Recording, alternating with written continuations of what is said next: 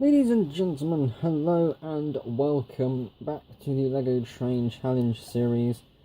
This is one of the last models I'm going to be making. I've got a few more ideas and then I'm going to wrap the series up. So this is a funky looking model, but it's an experimental one as well. Now, in, what was it, 2015? There was a LEGO City train set that had, it was a red diesel, but it was a thin diesel. The boiler, or like the main body of it, was only 4 studs wide.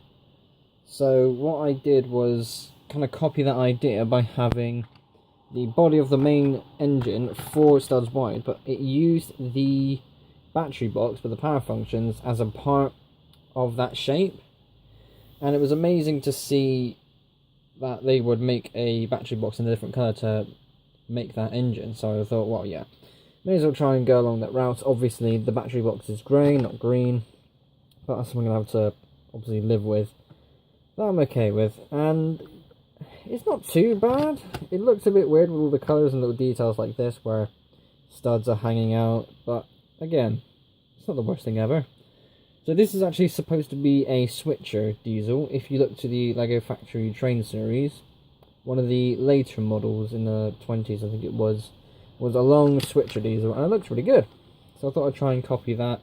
Thinner body, small cab at the back, of course, but it's not very detailed.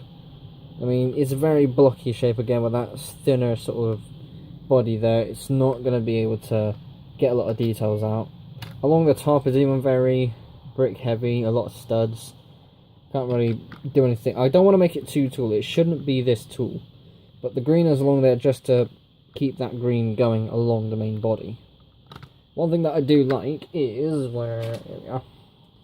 So this little section here uses these bricks, and that's brilliant because all the cables are tucked in there, and that allows it to obviously keep enough space, but I can build that up and continue the build nice and easily.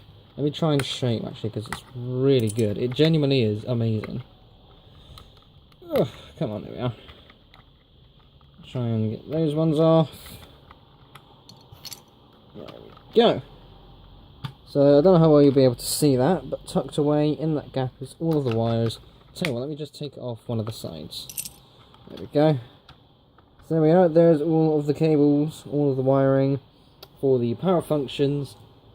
And yeah, again, it's quite brilliant that I've been able to use a really thin wool piece to be able to keep that all there.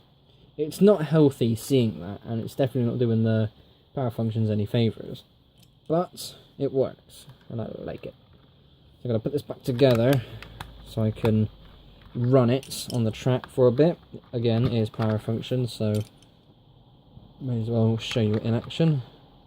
If I can remember how to put the bloody thing back together. There was one of them, I think. Get one of them. There's one there. And then over there. There we get that one on the top, sure. Not bad. There we go. Right.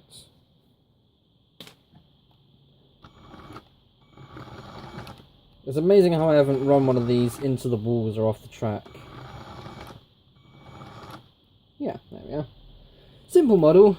Not a bad model though. Definitely visually awful. But in terms of an actual build, it's quite clever.